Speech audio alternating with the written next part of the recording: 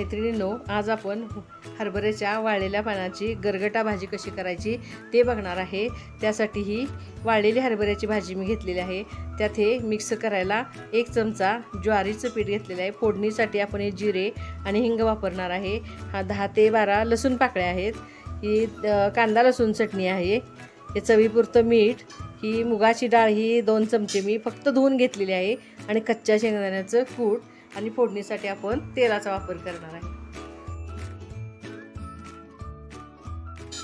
या भाजीमध्ये हे पीठ टाकून आपण आता चांगलं एकसारखं मिक्स करून घ्यायचं आहे।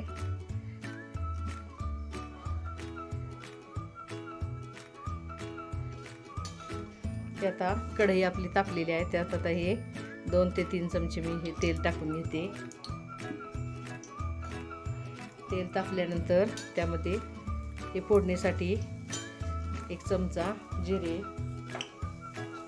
जिरे चांगले तडतडले की त्यामध्ये आपण हे पाव चमचा हिंगपूड टाकून घेऊया।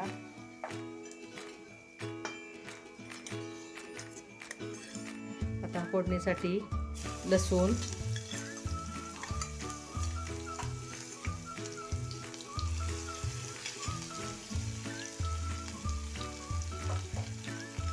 लसूण थोडा वेळ परतून झाला की त्यामध्ये आपण कांदा लसूण चटणी टाकणार आहे।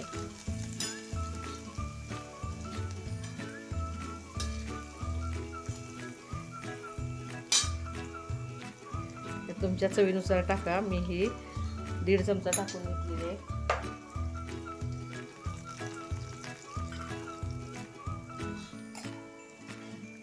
त्यामध्ये ही धुतलेली मुगाची डाळ आहे ती आपण थोडा वेळ परतून घेऊया, म्हणजे भाजीत ही डाळ आपली फुटत नाही।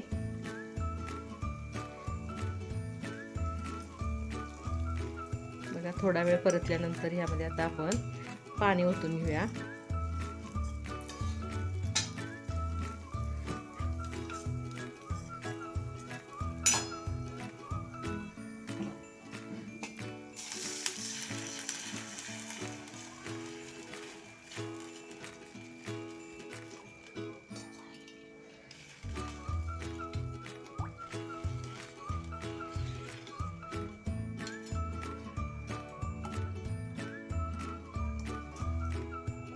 त्यात आता हे चवीनुसार मीठ आणि हे कच्च्या शेंगदाण्याचं कूट आहे मोठं मोठं केलेलं ते टाकून घेतलेलं आहे। आता ह्या पाण्याला आपण चांगली उकळी आणून घेऊया। उकळी म्हणजे केवढी आणायची? उकळी आणायची ही डाळ शिजेपर्यंत। डाळ थोडी मऊ झाली की नंतर ह्यामध्ये आपण भाजी गरगटणार आहे।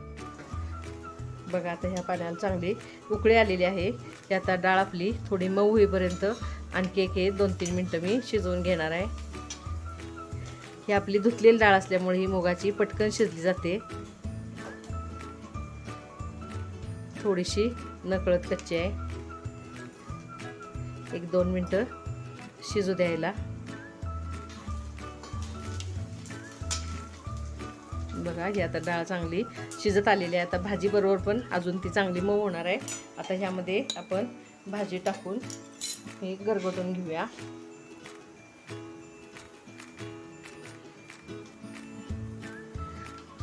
बघत बघत भाजी टाका, म्हणजे कमी जास्त होण्याची भीती राहत नाही।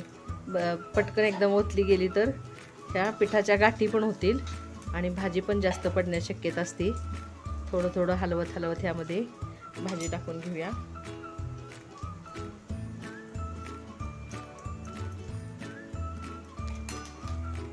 त्यात आता अजून थोडी भाजी टाकून घेऊया।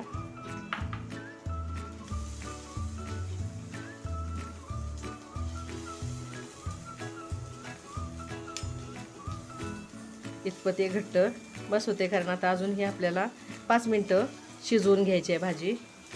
आता याच्यावर झाकण ठेवून 5 मिनटं ही भाजी मी शिजवून घेते।